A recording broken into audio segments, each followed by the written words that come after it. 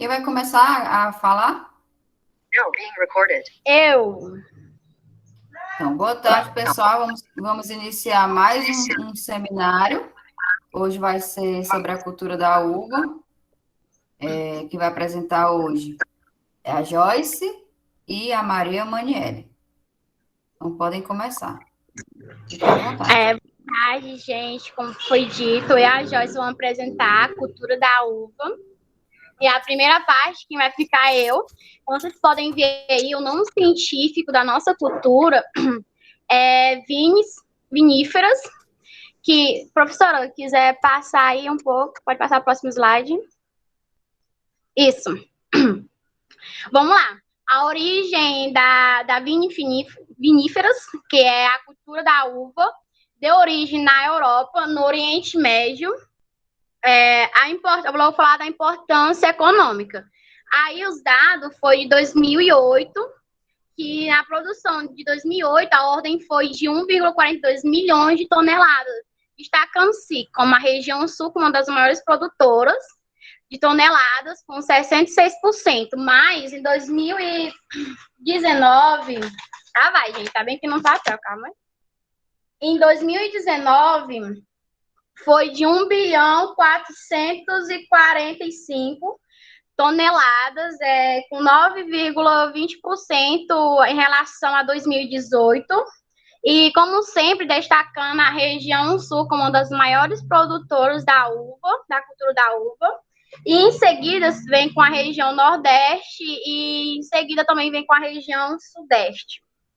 Como vocês podem ver aí, é o mapazinho, deixa eu ver aqui. Esse aí vai ser o quadro de exportações de uva do Vale do São Francisco e do Brasil de 1997 a 2001, como vocês podem ver aí a relação. Agora, passar para o próximo slide, por favor. Agora, aí, acho que é a parte da Joyce. Pessoal, vamos deixar as perguntas para o final, que aí fica melhor para a gente avaliar vocês também e fica melhor o andamento do seminário, tá? A Daiane levantou a mão, você quer falar rapidinho, Daiane? Deixar para o final, né? Pode então, falar, Joyce. Se puder abrir a câmera, a gente agradece, tá? Quem for apresentar. Peraí, não vai abrir a câmera agora, não. Daqui a pouquinho. Eu vou abrir a câmera. Então, como a gente vê aí, temos a propagação. Temos a propagação por porta-enxertos, enxertia de campo, enxertia madura, lenhosa, enxertia verde ou herbácea e enxertia de mesa. Então, as mudas de porta-enxertos, elas devem ser produzidas por estarquia, em que os bacelos ou estacas são plantados diretamente no local definitivo ou enraizados no viveiro, em sacos de polietileno. E as estacas devem ser cortadas com 2 a 3 gemas, medindo 25 a 30 centímetros, observando se o corte de extremidade inferior ele deve ser efetuado imediatamente abaixo da gema. Então, após a preparação das estacas, com o objetivo de reidratação das mesmas, eles devem imergir a sua base em água durante um período de 20 a 48 horas antes do plantio. O método de enxertia utilizado, tanto em viveiros como nos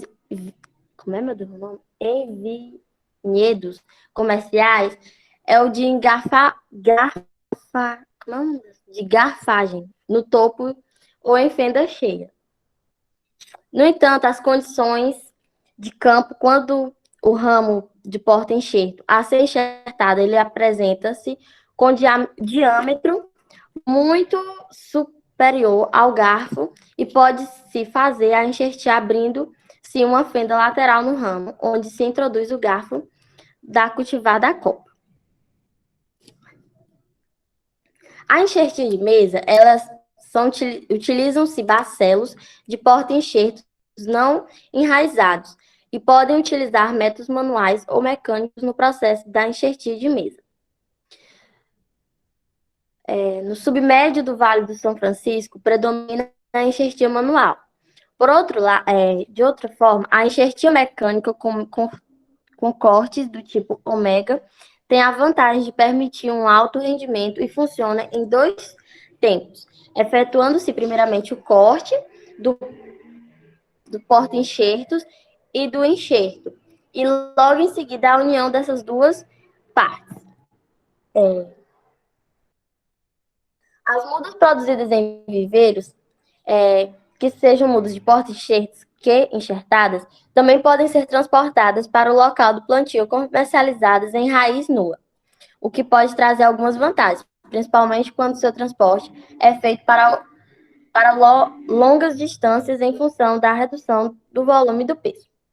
Na enxertia do campo, os porta-enxertos são plantados no local definitivo, onde permanece por aproximadamente 4 a 6 meses até apresentarem diâmetro e maturação adequados para serem enxertados. Já as enxertias verdes ou herbáceas, embora realizadas com sucesso, em outras regiões do país, é pouco utilizada no submédio do Vale São Francisco, pois devido ao clima muito quente e seco durante quase todo o ano, os riscos de falhas no pegamento da enxertia são maiores que a enxertia lenhosa.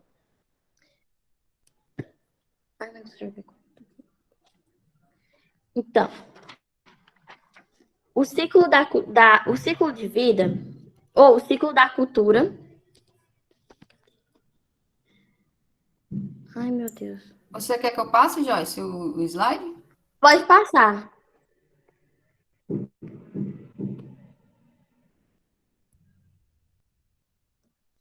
Vocês estão vendo? Não está aparecendo, não. Eu não. Isso. Está falhando, está aparecendo e voltando. Pois é, eu não sei por que está acontecendo isso. Ó, aparece e volta. Vou compartilhar de novo. Pode continuar falando, tá? Tá. Então, o ciclo da vivedeira. No ciclo da vivedeira tem a dormência, a brotação, a floração e a maturação. Na dormência, é um estágio onde acontece em parte do outono e durante todo o inverno. Essa época não há folhas ou atividades de crescimento e a planta da parreira parece morta. Apesar de apresentar repouso absoluto, o período é considerado crítico para a vida da vivedeira, caso esteja exposta a baixas temperaturas. Isso ocorre na dormência. Na brotação, com o fim do inverno, a temperatura ela vai começar a subir, dando início à fase da brotação. Então, a época ela representa o fim da inatividade e o início de um novo ciclo vegetativo da vivedeira. Então, a planta ela vai começar a perder sua seiva por meio do fenômeno chamado choro. E acontece quando o solo se aquece e as raízes entram em atividade e as absorvem soluções minerais e água que vão criando pressão dentro do caule. Na fase de floração, é quando surgem os pequenos cachos com minúsculas flores e apresentam dispostas à fertilização. Uma vez que quando é realizada a fertilização, os óvulos eles formam as chamadas grainhas e as paredes do ovário aumentam formando a polpa e a película do bago de uva. O grau de fertilização pode variar, o tipo de grau. Pode variar de vinha para vinha, dependendo das condições climáticas. Então, ele vai variar. Já na maturação, é um dos principais períodos, a maturação é um dos principais períodos, pois nele que se determina a qualidade da colheita. Ele ocorre durante o verão e em meados de outono. Com o acúmulo de água e açúcar, as uvas começam a ganhar volume até atingirem o estágio ideal para a colheita. Nesse período, a concentração de açúcar também determina a quantidade de álcool que o vinho terá. Então, na fase de maturação é onde que vai ser é a principal, que vai determinar a qualidade do fruto. Simplesmente travou tudo e caiu. Acontece, né? Acontece com você, acontece com a gente, né?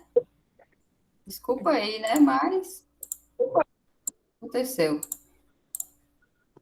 Deixa eu conseguir tentar compartilhar de novo. Aqui. Pronto. Acho que Eu deu posso certo. printar aqui, viu? Já deu certo. Qualquer coisa, se eu cair de novo, aí tu pode continuar, Joyce. Tá, Desculpa. pode passar para o próximo slide. As cultivares. Tá. Cultivares. Eu fiquei muito tempo aí vocês falando, eu tava escutando, mas caiu, eu deixei de ouvir acho que uns 15 segundos, 10 segundos. Deixa eu passar. Para as cultivares aqui. As cultivares. Pode começar? Então, vamos lá. A gente vai falar agora, eu vou falar agora um pouquinho das cultivares. As cultivares, como vocês podem ver, as cultivares para a mesa, que é uva BR clara, uva BR Isis, uva BR morena e uvas BR Melody. Vou falar um pouco de cada uma dessas uvas, tá bom? Vou falar um pouco da uva BS claras. Ela é uma cultivar de uva de mesa branca, sem semente, de sabor com coscatel, leve e agradável, crocante e polpa incolor. As vantagens econômicas dela, da BRS Clara, é que ela é vigorosa e fértil, inicialmente adaptada ao cultivo das regiões tropicais, onde foi testada. Também conquistou regiões de clima temperado, como o sul do país. E ela, sendo bem manejada, ela pode produzir 300 toneladas por hectare a cada ano. É um ovo bem diferente no mercado, pela boa concorrência encontrada e foi testada com sucesso para a produção de uva de passa. Agora, gente, eu vou falar um pouco resumido, não vou falar tudo não, porque é muita coisa dela. Então, vou falar um pouco da BS Isis, que é uma cultivar de uva sem semente também, de cor vermelhada, de sabor neutro e agradável, e ela permite aumentar a oferta e a qualidade de uvas para o consumo de in natural em várias regiões do Brasil, sendo que do Nordeste do país ela vai agregar também até a região do Rio Grande do Sul, aonde de fato ser tardia e interessante para o aumento do período de colheita. A BRIs é bastante vigorosa e produtiva, pode passar a 25 toneladas por hectare a cada ciclo, podendo chegar a 50 toneladas na produção aqui do Vale do Rio São Francisco. Ela também é tolerante ao mídio, reduz o custo financeiro também, e ambiente, que é também derivado dos tratamentos fitossanitários. Além do mercado nacional, a BRIs também ela faz uma grande importância na área da exportação de uva, por adaptar variedades vermelhas e arrosadas e sem sementes. Gente, eu tô meio assim, gaguejando, porque eu tô meio nervosa, mas vou dar continuidade. Pode continuar. Vou falar da BS Morena. Ela é uma cultivar de uva preta, também sem semente, com polpa incolor e textura firme. Ela tem um sabor neutro, cujo equilíbrio entre o açúcar e a acidez é muito elogiada entre nós consumidores que consomem ela. A BS Morena possui um vigor moderado, alta fertilidade da gema dela, normalmente com 2 cachos a cada ramo. Se ela for bem manejada também, se toda as uvas for bem manejada, ela consegue produzir mais. Essa vai conseguir produzir de 20 a 25 toneladas por hectare. Vamos falar também um pouquinho sobre a BRS Melody. Ela foi desenvolvida especificamente para o consumo de in natura E destaca pela sua cor rosada e um sabor tutti-frutti e um mix vermelhado que relembra o mix de morango, né? Quando a textura dela, ela é uma uva crocante, de casca fina, fácil de mastigar. Ela também ali se adaptou muito bem ali à região da Serra do Gaúcho, num sistema de cultivo protegido sobre cobertura plástica. Vamos falar aqui um pouco do benefício econômico dela. A cultura apresenta alta tolerância à antracose e tolerância média entre ao milho, ao iodo e a podridão dos cachos dela, que não fica muito podre, assim. Cultivado sobre a cobertura plástica, seu manejo é mais simples em comparação às videiras do grupo da Itália. E ela, sendo bem manejada, ela vai produzir 25 toneladas por hectare. Professora, participou. Como vocês podem ver aí na imagem, ó, cada uvinha dessa aí é uma dessas, é a uva clara, essa primeira, e vão em seguida aí, ó. Aí já adicionar as imagens. Pode passar, professora. Tá, no caso, as doenças que você estava falando, a tracnose, oídio e míldio, né? Aí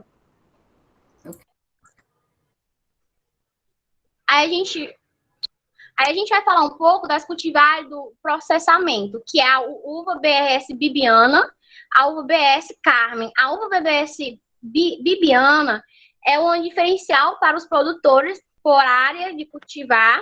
Outras vantagens é que é resistente à podridão dos cachos, uma vantagem dela, e garante menor custo na produção em função de menos tratamento fitossanitário, quando comparada a outras uvas brancas do processamento.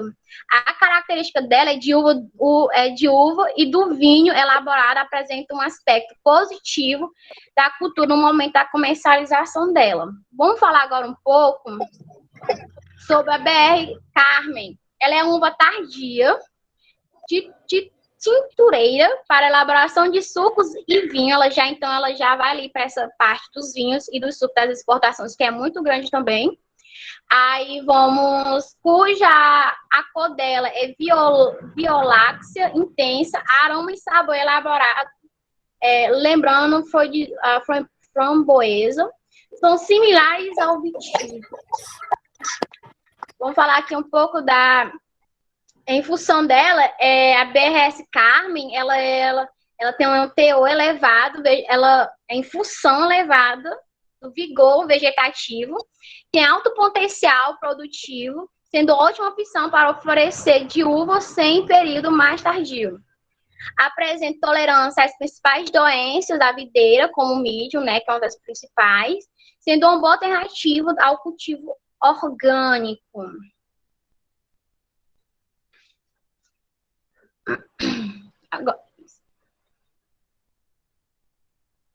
Agora a parte do manejo do solo, né? Eu vou ficar aqui com o meu celular, porque é maior, porque não dá para enxergar aí, mas vocês podem ler aí também, tá, gente? Eu vou tentar dar uma resumida, é um textozinho do manejo do solo. Tá. Vou começar, quando aparecer aí vocês leem. Olha, a videira possui uma ampla capacidade de adaptação de diferentes tipos de solo e clima, que é aliada aos aprimoramentos tecnológicos, todos os tipos de cultivo. Proporciona condições para que a cultura se designasse para várias regiões brasileiras. Então, agora eu vou falar um pouquinho do preparo do solo, trajeto de máquinas e tratos culturais. O preparo do solo vai visar e melhorar as condições físicas para o crescimento das raízes, mediando o aumento da aeração, da filtração de água e a redução de sistema ou de resistência ao solo e a expansão das raízes.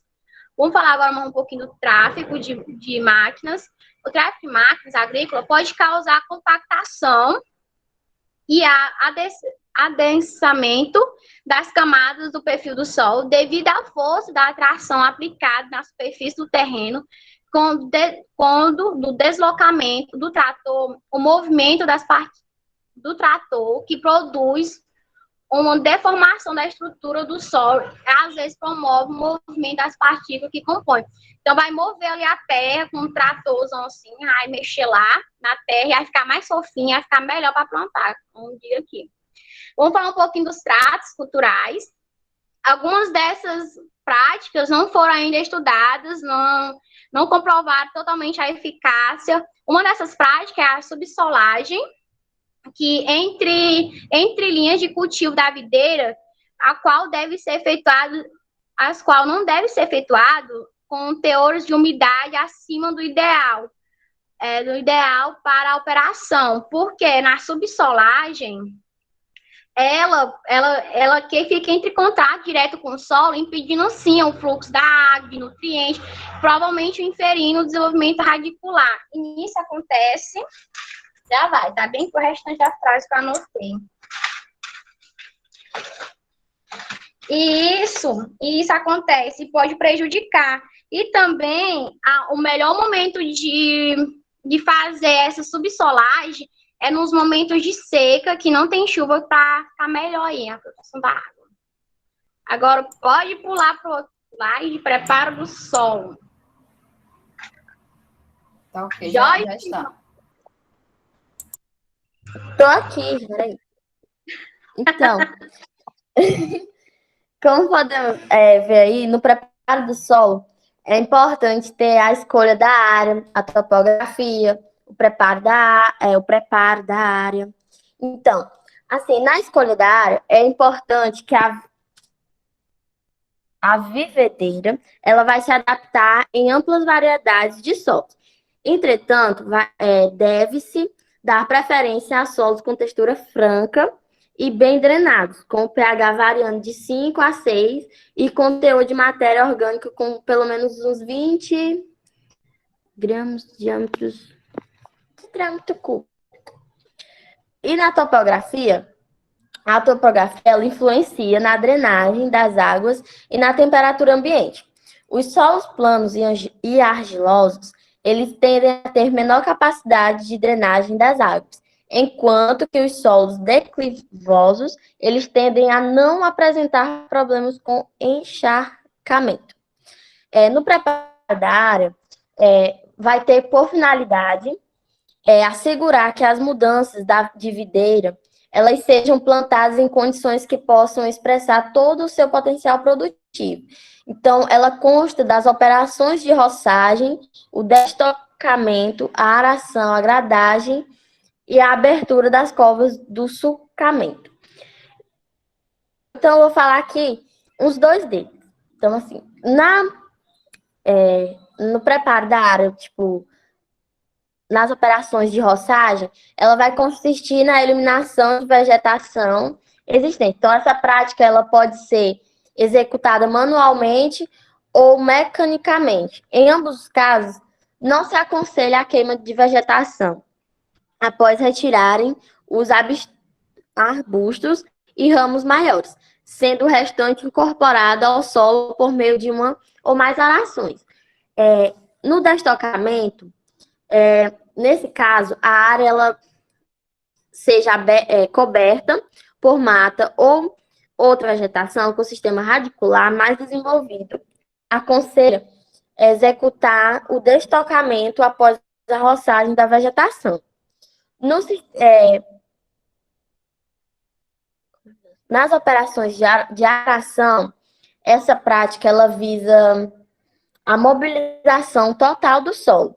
Então, a profundidade que essa mobilização ela é feita depende do tipo do solo e dos trabalhos executados anteriormente. Então, é mais comum fazer a aração na profundidade de 20 centímetros a 25 centímetros. Na gradagem, essa prática ela visa nivelar o terreno que foi revolvido. Então, nesse nivelamento, permite a distribuição mais uniforme dos arbustos e facilita a demarcação das covas ou sulcos para o plantio.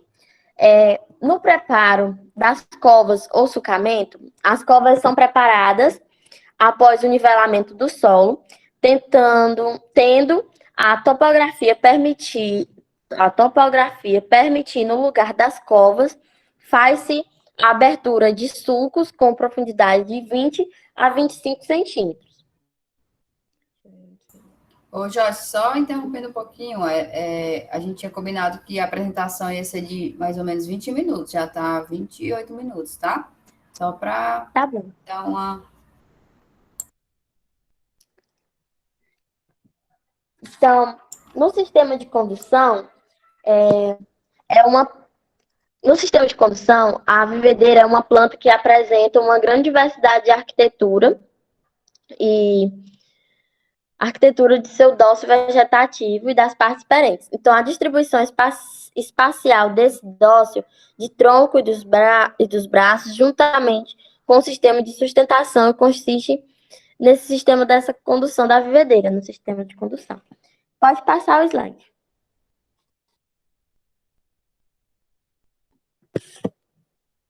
Maniele? Vamos lá. Opa, vamos lá, vamos falar agora sobre as principais pragas e doenças. Vamos lá, gente, rapidinho, que já passou foi do tempo. Bom, lá, Sem ler, sobre a tá, videira, pessoal? Sem ler, viu, pessoal? Slides. Ah, meu Deus, foi agora, porque... Vamos lá. Aí, nas principais pragas e doenças, que na videira foi encontrado 160 espécies de insetos que podem atacar a videira. Eu não estou lendo, estou explicando o que eu posso entender. Que pode atacar, alimentar-se da planta. Porém, poucas dessas 160, elas foram faladas assim, que situação de praga exigida na doação para combates, né? Para controlar elas. Aí, tipo, aí, nos últimos anos aí, no segundo slide, ou no segundo coisinha aí, devido à necessidade do crescimento das uvas, principalmente para o processamento, muitos produtores precisaram ampliar as novas paperreiras, que é o nome da cultura da uva também, fica bem claro. Aí, nesta situação que aconteceu, algumas pragas aí que eu coloquei para vocês, como pérola da pedra, que tem um nome que eu não consigo ler, aí, que é a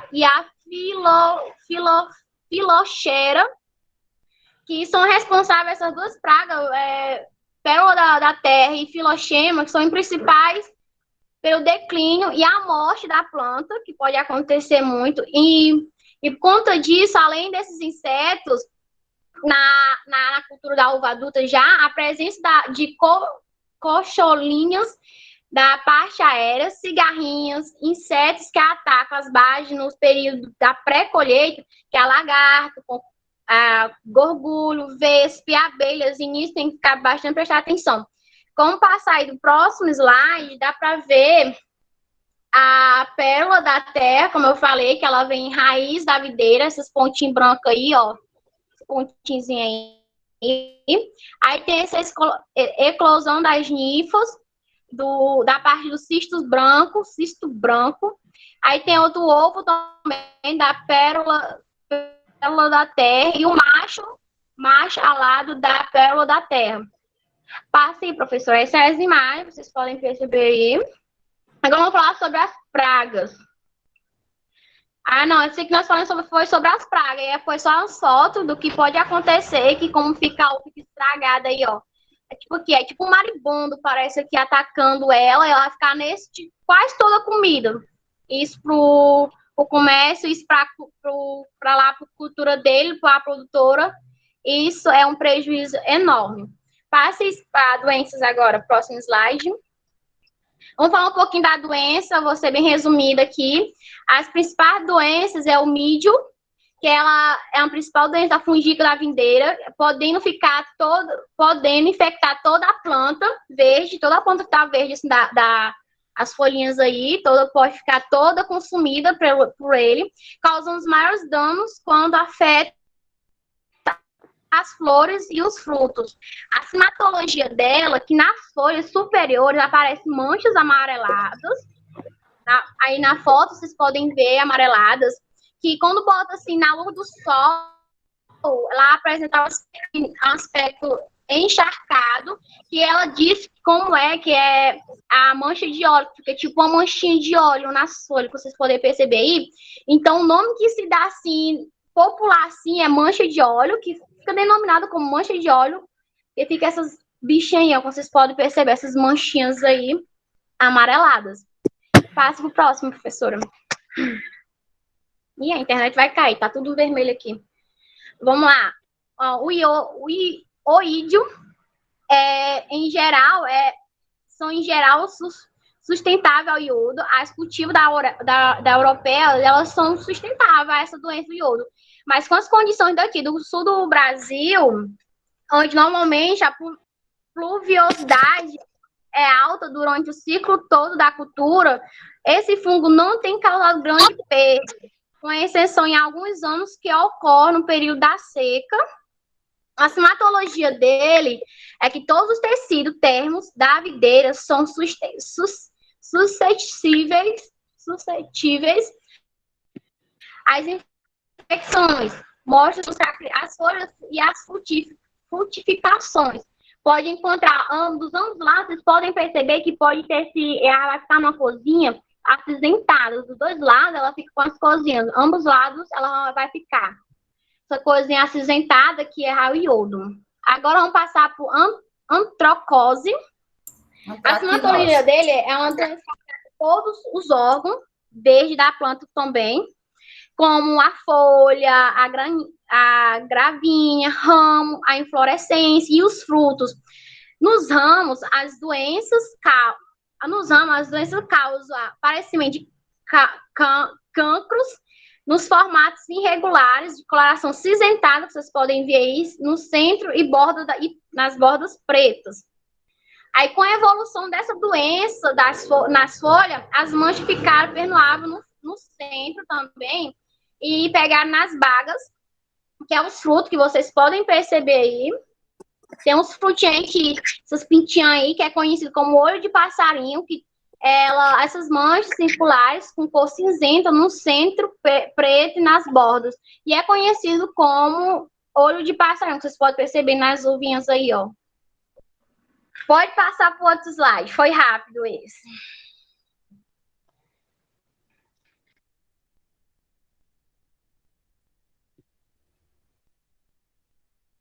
Irrigação, isso, Joyce. Então, nos sistemas de irrigação, nas produções de uvas, para o processamento, geralmente tem sido empregada a irrigação por gotejamento, nas variedades finas conduzidas em espaldeira e microaspersão, nas uvas rústicas conduzidas em latada.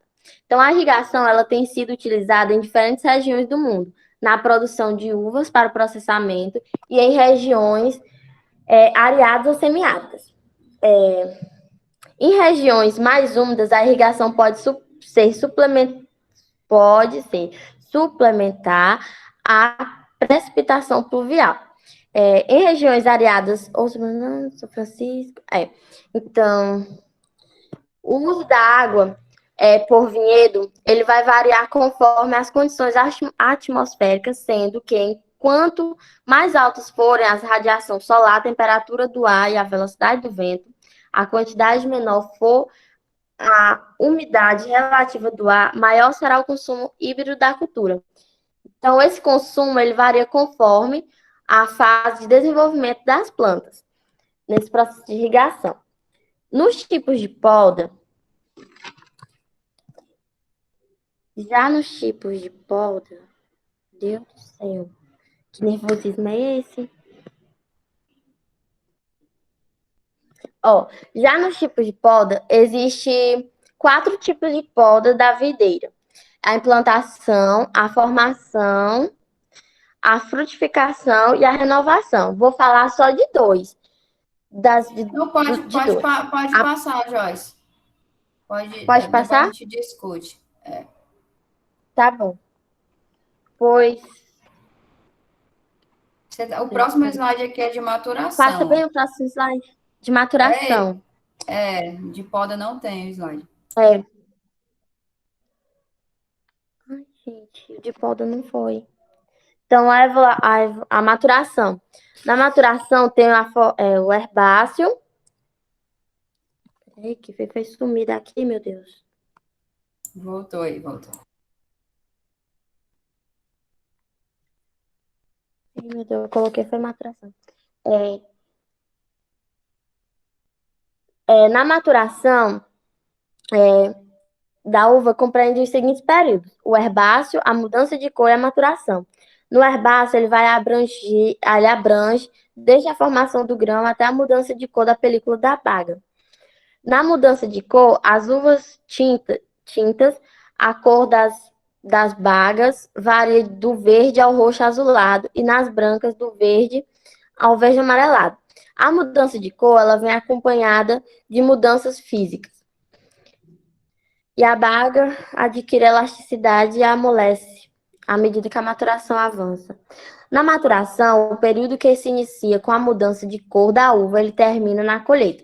Pode durar de 30 a 70 dias, dependendo da cultivar e da região de cultivo. Durante a maturação, as bagas amolecem progressivamente devido à perda de rigidez da parede das células da película e da poda. E ocorre aumento no teor dos pigmentos antociânicos.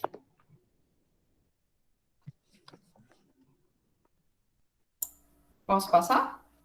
Pode passar. Colheita agora? Pronto. Pessoal, tentem não ler os slides. Resumem.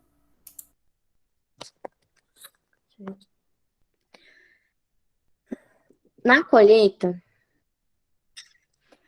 elas podem a colheita das uvas podem ser pela manhã, evitando as horas mais quentes do dia e reduzindo assim o calor do campo. No acondicionar a uva colhida em caixas plásticas especializadas, limpas com capacidade máxima de 20 kg. Manter sempre a uva colhida à sombra e manuseá-la o menos possível para não danificar. E evitar transportes. É importante evitar transportes a longas distâncias, bem como a utilização de veículos de transporte que trepidem ou sacolejem muito, demasiadamente, danificando e reduzindo a qualidade da uva. Porque isso acontece muito. Acontece grande perda por isso.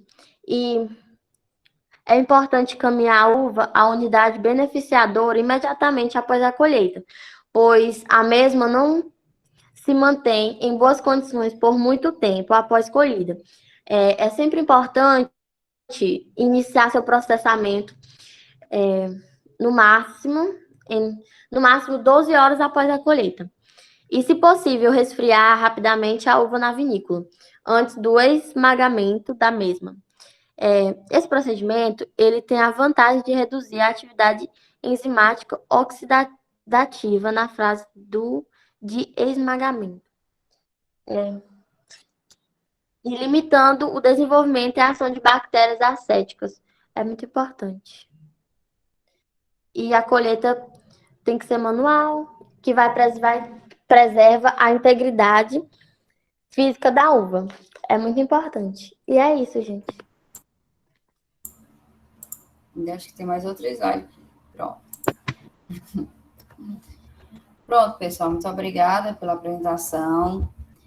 Vocês evitem realmente esses textos, né? Esses slides com texto e ficar lendo. Vocês pegam... tentem resumir mesmo todos os slides, de colocar mais fotos e cumprir o tempo, né? Vamos para perguntas.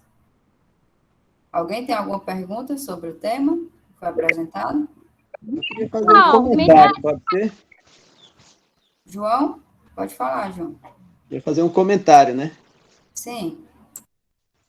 Bom, eu achei o material que elas colocaram bastante amplo, né? Foi muita matéria, eu acho que só para duas, né? Acabou que impossibilitando muito delas lerem o material e fazer comentário em cima daquilo que elas leram, né?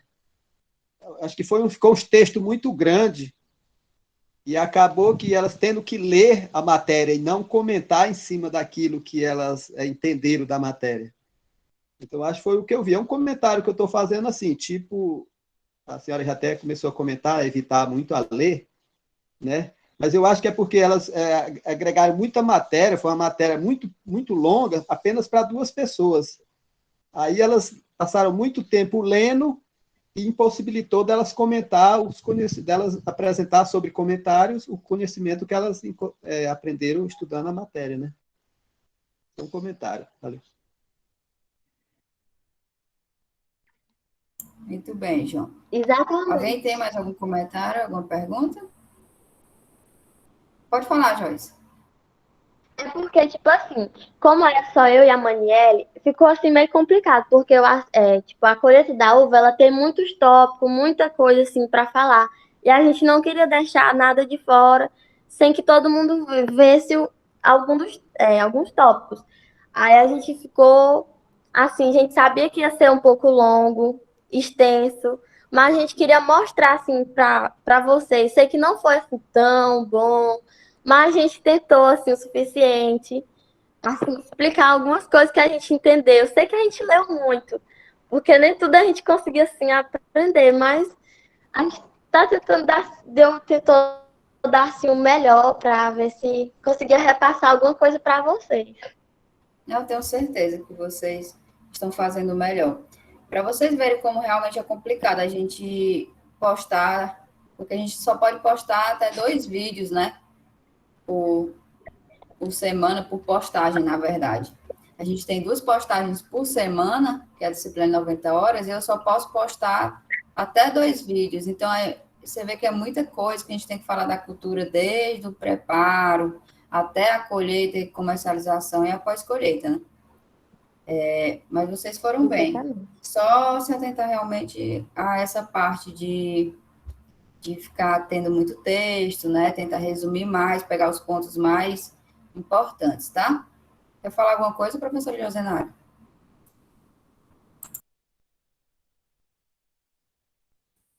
Sim, sempre. Mas se quiser fazer suas colocações antes, viu? Fique à vontade. Eu queria parabenizar as meninas pela apresentação. Eu entendo consigo compreender o empenho em querer mostrar o máximo possível, como o Joyce falou, e que realmente é material extenso, sim, para apresentar. E concordo também com as colocações de João. Então, quando um colega faz uma observação, não entendam como algo negativo, mas algo para vocês aprenderem para uma próxima oportunidade. Tá bom, meninas? Mas parabéns pelo empenho, vocês duas, a coragem. Eu sei que é a primeira vez, ainda mais à distância, né? Então, vamos lá. Mas eu queria entender um pouquinho de um termo que vocês falaram aí, que foi espaldeira. O que é espaldeira? Olha, não é para assustar ninguém, nem nada, é só para a gente conversar, tá bom? Tá bom. Eu não Fiquem entendi. tranquilas. Antes de vocês responderem, Como, Sim, Maniele? acho que Pode falar, pode Maniele. A espaldeira da uva.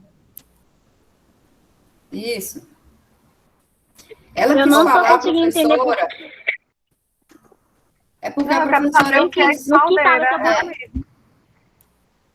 A espaldeira é tipo um sistema que ele vai seguir a linha das plantas, tipo em direção no norte e do sul. Tipo assim, os ramos, eles ficam em posição vertical em relação ao solo, que existe a possibilidade que vai ser a espaldeira. Ela pode ser baixa, de 1,6 metros, e alta, de 2 metros. Ela é tipo... É porque não tem como eu mostrar a imagem para vocês, mas é tipo assim. Pois é. É tipo assim, que eu esqueci de colocar a imagem da Ô, espaldeira. Joyce, Joyce, você está falando sobre o sistema de cultivo, né? Que é aquela latada, né? Que tem a diferença Calma, da professora, latada, deixa né? ela falar. Eu acho que ela está querendo lembrar, né? São sistemas de cultivo. Ela está Aí, explicando, na verdade, o Isso. sistema de condução da cultura, não é mesmo? Isso, que pode isso ser mesmo. por espaldeira e por latada. Tem como Isso. vocês Você que deu uma diferenciarem? estudada também, tem como ajudar aí as meninas? Vocês têm como diferenciar esses sistemas de latada e de... Tem Espaldeira? como diferenciar isso? Qual a diferença deles? Peraí, só um minuto, professor. O latado que é o pergolado, né? Como se fosse, né?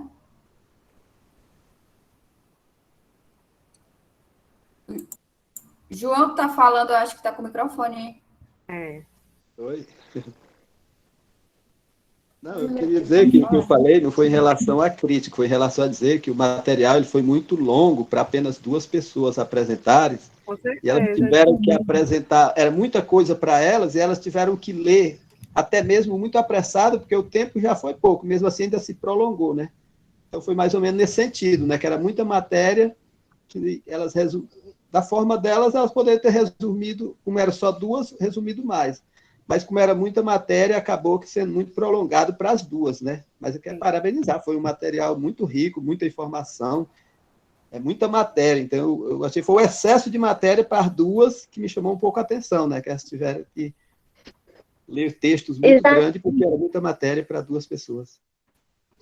Exatamente, Sejam. Obrigada pelo seu comentário, que a gente aceita de tudo. E quando a gente fala a palavra crítica, Gente, eu não tô entendendo nada. Aqui no fundo do quintal eu só consigo entender, mas não tô entendendo nada da conversa aí. Já tá falhando. tá, então Tenta vamos falar um entrar de pouco mais novo, pausado para ver. Maniele. Sai e entra de novo. Professora, no sistema de condução da latada, é quando, tipo assim, as contoneiras são postes, reforçados, colocados nas 4 extremidades do vinheto. Aí eles vão por cima. Isso mesmo. Basicamente, é justamente essa diferença desse dossel que forma, né? Não sei se vocês lembram. Talvez se projetar aqui uma imagem fica melhor. Se a professora Laís puder projetar para os meninos verem. Eu vou tentar aqui ver se eu Cada consigo. forma aquele dossel mais fechado, superior, e permite o trânsito transitar por todas as direções aqui embaixo, né? Já da espaldeira, não, vai ser aquelas linhas retas, como já estava explicando. Esse trânsito já é menos, já não é tão possibilitado. Normalmente, para a implantação de um sistema em espaldeira é mais barato do que em latada, mas latada está sendo bem utilizado. Só para ficar mais, porque um dos temas muito importantes quanto à vida era justamente esses sistemas de condução, né? Dilatada e espaldeira. Se puder mostrar a imagem para os meninos, aí fica... Deixa eu ver se eu consigo, porque esse sistema dilatado, ele fica na horizontal, né? Isso, o dossel Na verdade, fica os arames em cima, né? E os morões. E aí a uva ela fica para baixo, as bagas ficam para baixo. E a espaldeira, ela é plantada na vertical, aí você coloca os arames do lado, né? E aí elas podem ficar para cima. É mais utilizado essa da latada em regiões quentes, né? Para não queimar, vem a incidência solar diretamente nas bagas. E a espaldeira, realmente, como a professora falou, é mais barato, né? Não é tão difícil, porque tem que ficar levantando e pegando as uvas lá em cima. Deixa eu ver se eu consigo aqui.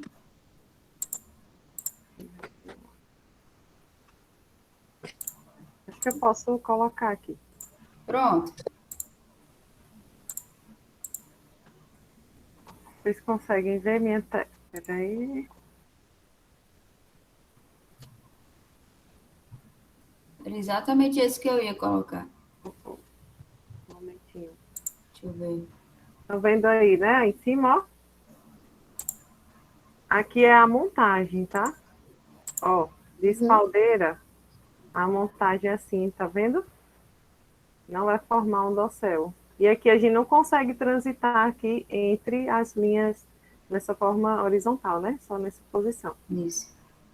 Elas ficam crescendo no arame ali, Aqui, tá vendo? sem É ser o em de cima. condução, né, professor? Isso, são sistemas de condução. E aqui o sistema em latado. Aqui é porque só é a montagem, mas fica aqui em cima, fica coberto todo esse dossel. Tá certo? Eu olhei umas fotos, fica todo coberto por cima mesmo. Isso. Deixa eu tentar outra foto agora, professora. Vou abrir aqui. Estão conseguindo ver? Peraí. Vocês estão vendo que fica em cima? Assim, Sim. dá pra Os ver. arames ficam em cima. Sim. E aqui, ó, os arames ficam do lado, que é a espaldeira. Aí uma pergunta para complementar.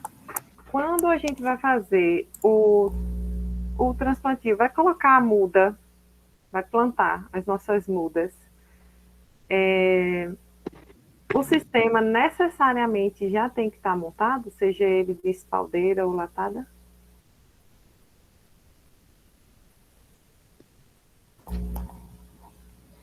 Eu acho que sim.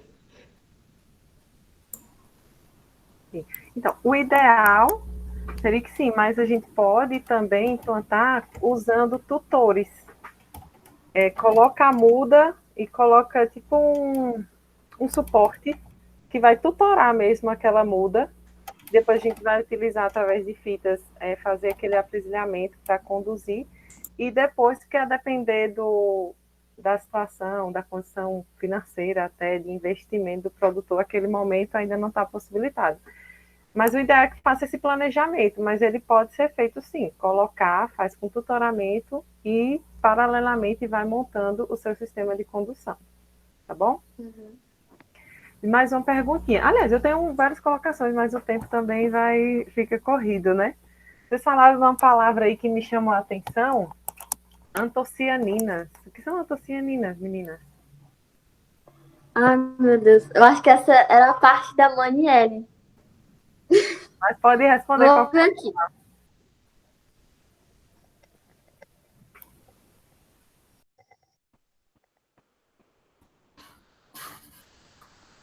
Alguém quer fazer outro Ah, comentário? a antocianina, elas são tipo os pigmentos que proporcionam a coloração das flores e aos frutos, indo tipo do azul, verde ao vermelho. Sim. E isso se deve a compostos fenólicos encontrados, acho que na uva. Isso. Então, a antocianinas são compostos antioxidantes que são muito importantes para as uvas e que dão justamente essa coloração mais avermelhada, mais arroxeada. É tanto que essas uvas que não são verdes, né, tem essa coloração, durante essa maturação ela passa pela fase de tintor, que é justamente vai mudando essa coloração das bagas. Vai mudando também o quê? Vai incrementando o teor de sólidos solúveis, ou seja, se as uvas elas vão ficando mais doces. E a depender se essa uva ela vai ser de mesa, essa variedade é para mesa, ou vai ser para vinho, para suco. Então, essa doçura que a gente chama vai ser diferenciada, não é mesmo? Por exemplo, vocês acham que uva para vinho e para açúcar, elas são colhidas num teor de sólidos solúveis mais alto ou mais baixo? Ou seja, elas são colhidas mais doces ou menos doces? Mais doces, tá? Normalmente com um grau Brix em torno de 18. E a gente também vai entender o que é isso, que é grau Brix também, um pouquinho na disciplina de pós-colheita. E assim, essas palavrinhas que eu perguntei para vocês, não é que vocês tenham que saber decorado nem nada. É para chamar a atenção uma coisa. Durante a apresentação, eu notei que vocês apresentaram muitas palavrinhas que talvez desconheçam o significado. Então, quando a gente prepara uma apresentação, se a gente não sabe o que significa, a gente pesquisa antes ou nem coloca. E minha internet tá prestando. Para poder não ser pego de surpresa. Tá certo? Certo é não colocar, né? Não, ou então, não, certo é pesquisar e conhecer. E correr atrás do que significa. Não é não, João? A Joyce, ela falava muito de viveira, né? Mas na verdade é videira, né? É Videira. videira. E o nome científico da uva é Vitis vinifera, vitis, viu? Com T. Só que também tem outros tipos, outras espécies. Tem a Vitis labrusca, por exemplo. Então, vai depender da cultivar as variedades. Elas podem ser ou Vitis vinifera, Vitis labrusca ou outros tipos, tá bom? A Maniele voltou aí. Deixa eu fazer mais eu vou fazer uma perguntinha aqui. Como é que vocês conseguem o porta-enxerto, né? Porque vocês falaram que a propagação da uva pode ser por estaquia ou por enxertia. Então, como é que consegue esse porta-enxerto? E quais são as características assim que vocês acham que o porta-enxerto da uva deve possuir?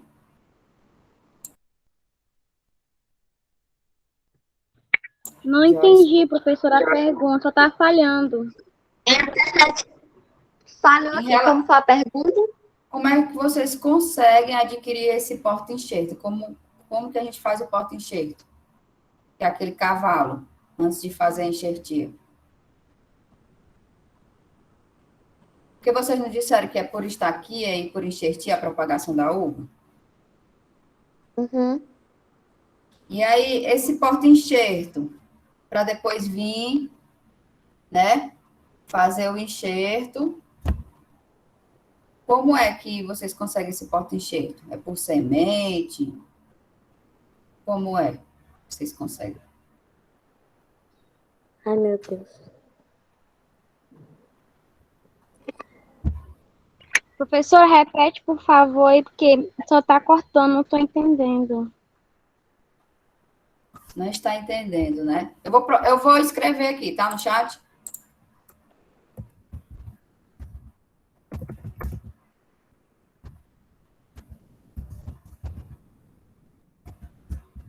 Joyce, se você puder já. Horrível. Tranquilo.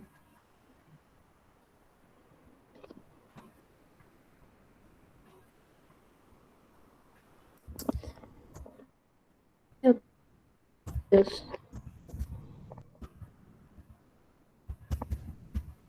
Ah, Entendeu, acho que eu Maniele? sei. Estudei mais ou menos. Professora, acho que eu vou ficar devendo Porta-enxerto. essa resposta para a senhora.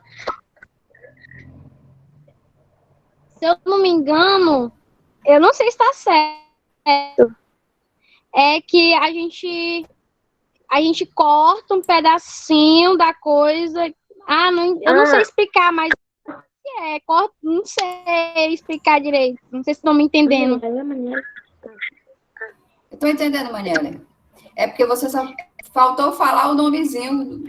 Você falou que é, mas. É porque a internet tá horrível aqui, porque a internet caiu lá e eu vim pra cá pra ver se ficava melhor, mas foi pior. Maniela, quais são os tipos de propagação da Tá uva? só cortando.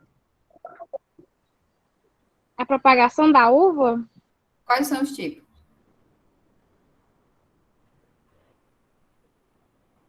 Estaquia e enxertia, não é isso? Então, vocês conseguem porta-enxerto por estaca, entendeu? A Maniela falou, corta os ramos. Então, vocês pegam, mais ou menos, você até falou que tem que ter de 2 a 3 gemas, pega aquele ramo e faz o quê? Uhum. Coloca na água, faz enraizamento. Então, pega a estaca para fazer o porta-enxerto. Entendeu? Entenderam? E qual a diferença entre a enxertia de mesa e a enxertia de campo? Que acho que a Joyce falou.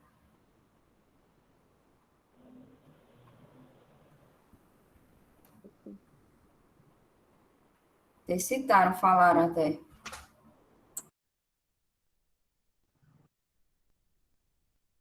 É que a exercício de mesa utilizam os barcelos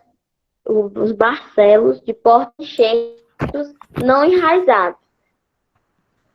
E na enxertia de campo, os porta-enxertos são plantados no local definitivo, onde permanece por aproximadamente 4 a 6 meses, até apresentar o diâmetro de maturação Então, adequado para serem. Então, a enxertia de campo é um processo mais demorado, né? Enxertia de mesa é aquela feita no viveiro. A enxertia de campo, você pega a Uhum. estaca, coloca no campo, espera 6 meses para fazer a enxertia.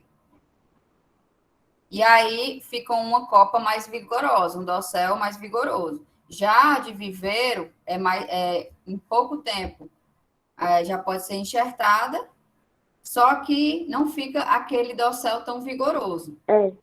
A diferença é mais ou menos essa. Alguém tem mais alguma pergunta? A Ina, o João Batista, o João de Deus? Bom, eu quero fazer uma pergunta aí, né? Pode Queria fazer. saber aí das meninas que elas falaram, né? A região maior produtora é a região sul e depois vem o Nordeste, como é principalmente o submédio do Rio São Francisco. As uvas plantadas no submédio do São Francisco e do Rio Grande do Sul têm o mesmo destino? Elas são para o mesmo fim ou têm fins diferentes?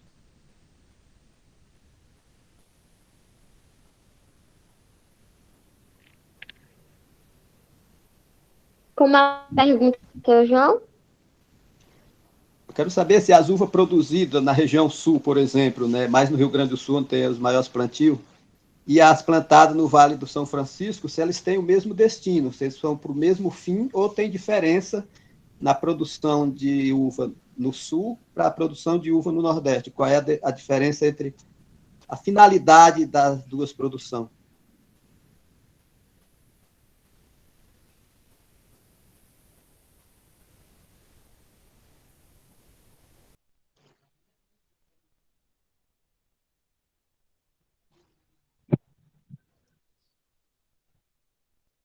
Só um minutinho.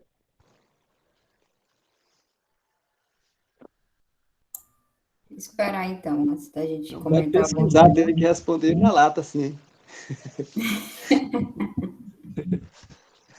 Eita, João.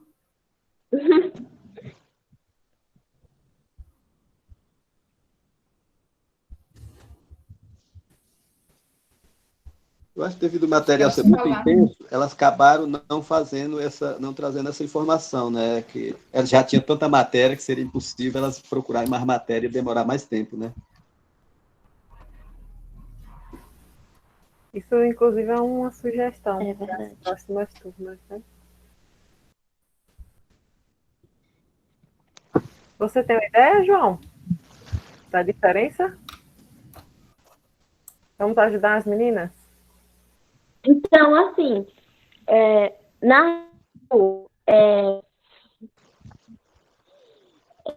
como a maior produtora do país, vai mostrar que a uva produzida nessa região, ela é destinada principalmente à produção de vinho.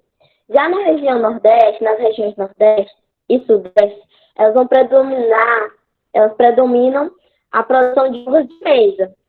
Então, tem uma diferença, uma mais para a produção de vinho e a outra para a produção de mesa. Isso é isso mesmo. Está certo. Eu li essa matéria e aí eu vi essa diferença, né? Finalidade foi por isso que eu perguntei, justamente para isso, né? Que é realmente isso mesmo. Parabéns pela resposta. Foi muito bem, hein? Mas tem um detalhe. A região do submédio lá do Vale de São Francisco, Juazeiro, Petrolina, Casa Nova, agora está se destacando também na questão da produção de vinhos, de espumantes. Então, tem algumas variedades que elas já estão sendo também destinadas a esses tipos de produto. Então, inclusive também a outros tipos de processamento, como geleia, suco de uva. Lá tem a Gran Vale, Rio Sol e outras empresas também. Tem uma que agora me deu branco, que é bem forte lá na região. Então, a produção está sendo diversificada até também pelo custo que tem da produção de uva de mesa, né, para consumo in natura. Então, lá também está se destacando muito, viu? Inclusive, depois, quem puder, quando puder, conhecer a região, é uma ótima oportunidade. Muito bonita, né? Muito linda. Lá no submédio do São Francisco, do Vale, a propagação lá é muito mais rápida, né, que lá no sul. e o processo fisiológico também é mais acelerado, por conta exatamente dessa temperatura, dessa incidência, e é por isso também que se destaca muito, né, essa região. A produção também não tem as limitações das geadas, né, Isso. que tem lá no sul. E Não o fato tem. também, junta melhoramento genético, as pesquisas que o setor agropecuário faz, irrigação, tudo isso envolvido, então faz com que a região, principalmente uva e manga, mas também outras culturas estão crescendo lá na região também, sejam produzidas. Pois é, elas acabam tendo um ciclo de produção de mais ou menos 120 dias, consegue safras, né? Duas e meia por ano, né? Então, consegue produzir muito mesmo, 40 toneladas por hectare. Muita coisa. E quanto maior a incidência solar, a incidência solar influencia, pessoal? Na baga, nos frutos. Joyce. Cortou, professora. Como é? A incidência solar, você acha que influencia no teor de açúcar dos frutos? Aumenta, diminui ou não influencia?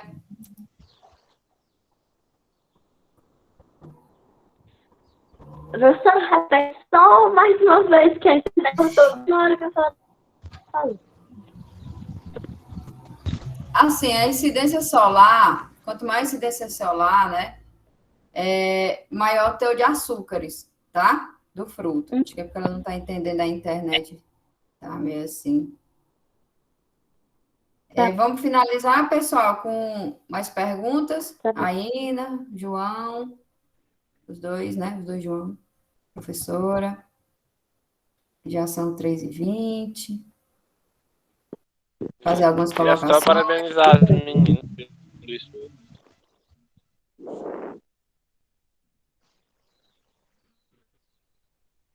Fala, João.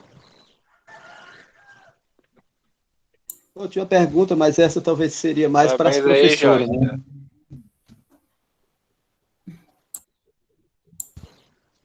A Joyce Obrigada, João. responde. Estamos nos encontrando aqui. Pode perguntar, João. Bom, eu teria uma pergunta, mas seria mais para as professoras, né? Porque, assim, nós temos a goiaba, né? Temos a melancia e temos o tomate, que ele tem uma cor avermelhada por causa de um nutriente que se diferencia. Então, eu queria saber se a coloração das uvas também tem esse diferenciamento de nutrientes. Vamos supor, se ela é verde, vermelha ou preta, se isso faz diferença, tem algum ingrediente a mais que a diferencia em termos nutricional. Tem alguma diferença ou não? A cor não influencia? A princípio, sim, João. Principalmente por conta dessas antocianinas, desses antioxidantes que estão presentes, que representam, que proporcionam, né, essa coloração nas vagas. Inclusive, eu queria até citar para vocês um colega meu, ele desenvolveu uma tese justamente fazendo essa caracterização. Por exemplo, a uva, quando vai avançando a sua maturação, vai havendo um incremento de açúcares, de sólidos solúveis, e principalmente essas que não são as verdes, né? As uvas, uma uva roxa, por exemplo, mais escura, ela vai havendo o incremento, o aumento dessas antocianinas, desses antioxidantes. Essas antocianinas são vários tipos de pigmentos, tem flavonoides, tem vários tipos, sabe? E ele fez essa caracterização não só nutricional, que vai aumentando, como também para avaliar a maturação da uva de forma não destrutiva. Por que acontece? Eu já estou até antecipando um pouquinho do que nós vamos estudar mais para frente na pós-colheita. Quando a gente vai colher um fruto, o que é que a gente analisa? A gente destrói o fruto para poder ver se ele está na maturação adequada, certo? Já ele estava desenvolvendo um dispositivo, aliás, desenvolveu, está patenteado e está testando ainda mais para quando chega no campo, faz a leitura com o celular, e aí através dessa leitura, por quê? A emissão desses raios vai reagir com esses pigmentos que tem na uva e vai me dar um retorno quanto ao teor de sólidos solúveis ou a quantidade desses antioxidantes, por exemplo. Pelo celular? Ele já fez todo um estudo antes, já fez uma calibração, sim, pelo celular, a princípio por um dispositivo que ele desenvolveu, mas é para desenvolver um aplicativo também. E eu estou falando aqui da uva, mas na minha tese também eu fiz alguns estudos de análise não destrutiva para manga, para poder a gente fazer as leituras sem destruir a manga ainda no campo e ver se consegue determinar aquele ponto de maturação sem destruir. Então essa coloração influencia sim, tanto nutricionalmente quanto, que é o que eu estou acrescentando para vocês aqui, em relação à caracterização e maturação do fruto, tá bom? Tamanho de baga, dependendo da cultivar, certo? Da variedade, tamanho de baga, sólidos solúveis, e esses pigmentos também influenciam, tá bom? Tá bom, obrigado, professor. Muito bem.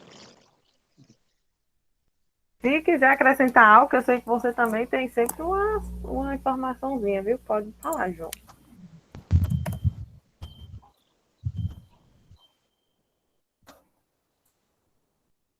Falar alguma coisa, João? Qual é, doutor João? É o de João Deus? Batista, fez a João pergunta. João Batista. Você fez a pergunta. Quer acrescentar alguma coisa? Não. E também é muito característico dessas cultivares também, né? Cada um tem uma cor. Tem verde, né? Rosa, mais para branco, que também influencia. Eu teria Tem mais também uma.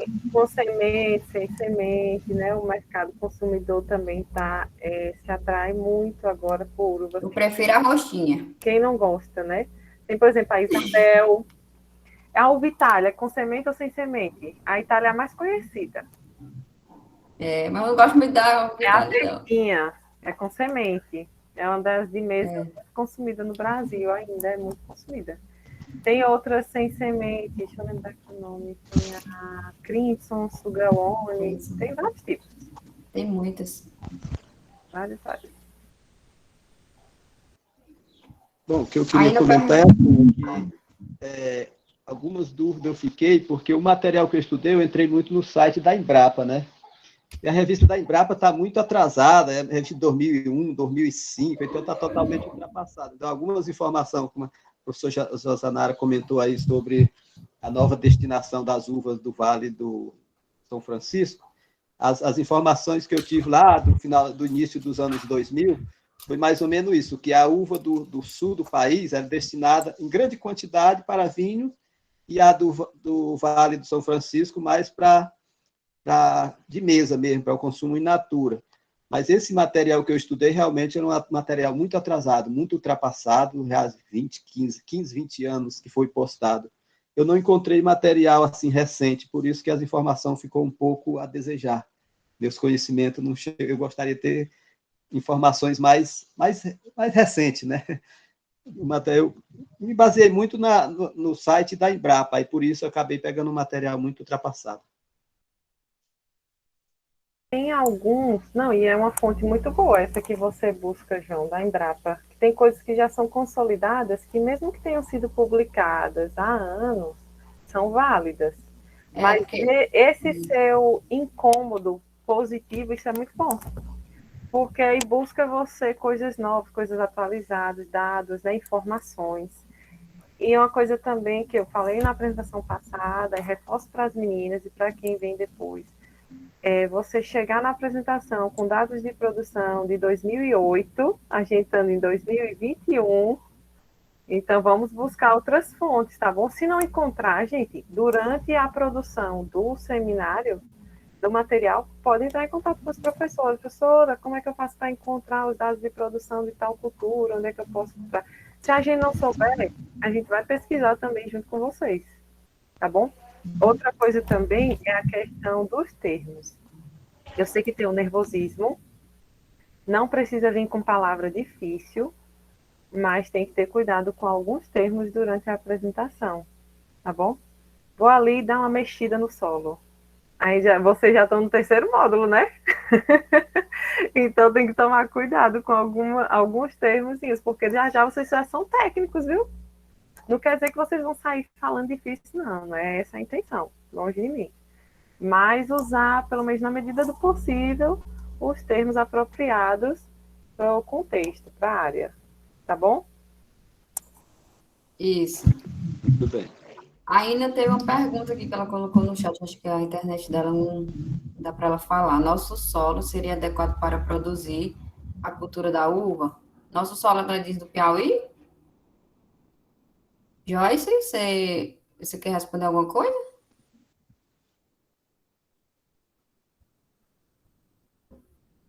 Porque você falou sobre os solos, né?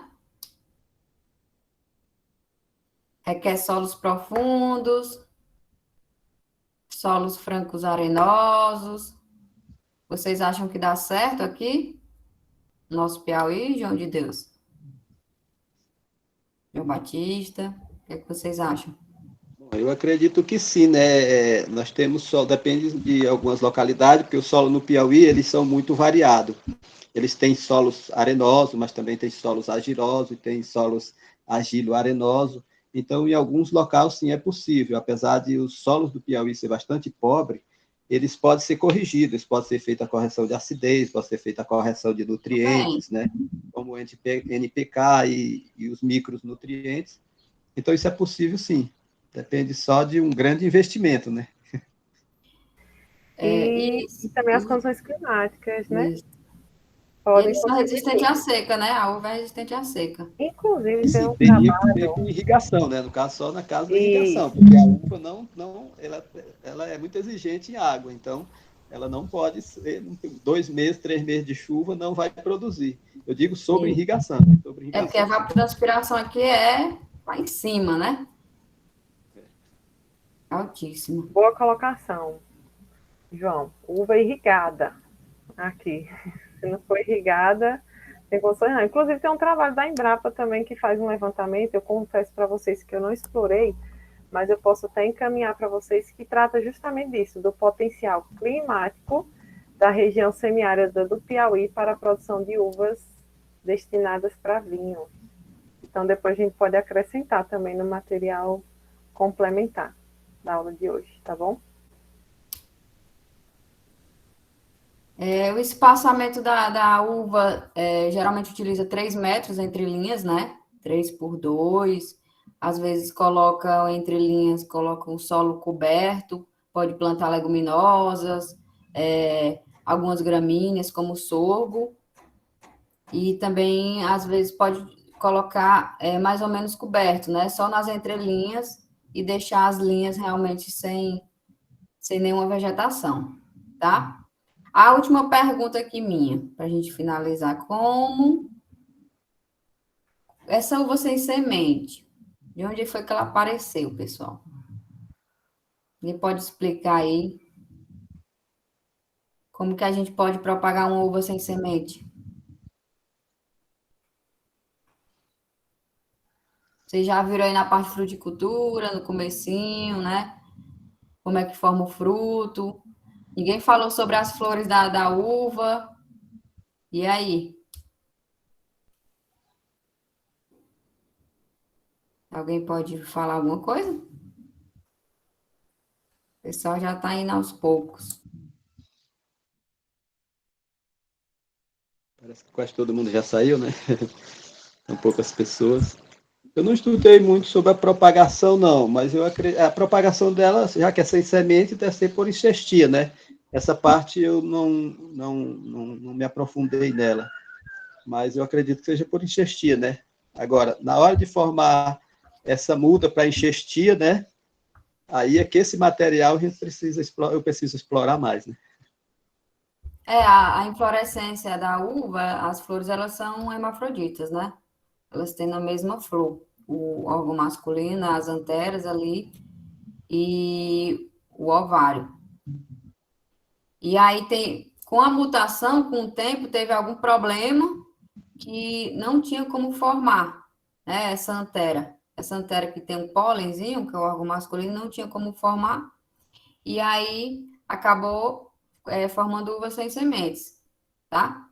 Mas aí, como é que a gente propaga uma uva sem semente? Pega, faz a estaquia, né? Pega a estaca, e aí enraiza e faz todo aquele processo. Tá bom? Ela tem facilidade de enraizar o galho, né? O ramo enraiza com Ela se facilidade. propaga por estaquia. Isso é ótimo, né? Você pega o ramozinho, corta, tira as folhinhas, deixa 2 a 3 gemas, coloca na água, no substrato, pronto, espera 60 dias, enxerta. 60, 90 dias. Pois, Joyce, gostaria de parabenizar mais uma vez pela apresentação, a Maniele aqui também para ficar registrado, pela coragem de vocês, que eu sei que é difícil, né? Virtualmente, então, nem se fala. E eu gostaria de agradecer a participação de todos, tá? Você quer falar mais alguma coisa, Joyce? Parabéns, tá? Só quero agradecer a vocês por ter estado a gente e pedir desculpa, porque o sinal que eu tô usando é dados móveis, aí é meio ruim. E desculpa aí se não deu, tipo assim, a apresentação não foi tão assim, mas que foi muito bom, assim, apresentar assim. E matar um pouquinho da saudade de ver vocês. Foi boa E é sim, isso. Joyce, foi boa sim. A gente sabe que o conteúdo é extenso mesmo, complicado, tá? Eu sei que vocês quiseram abordar todos os tópicos.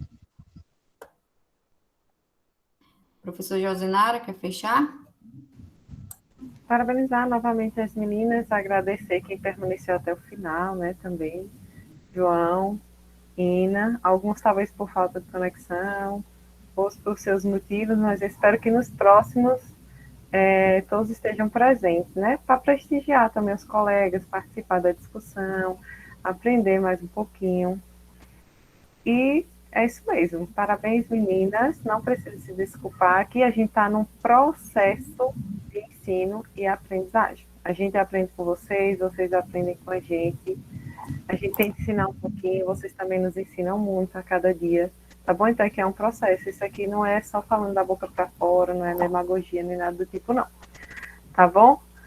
Muito boa tarde hoje, por mais momentos como esse. E até a próxima aula, pessoal.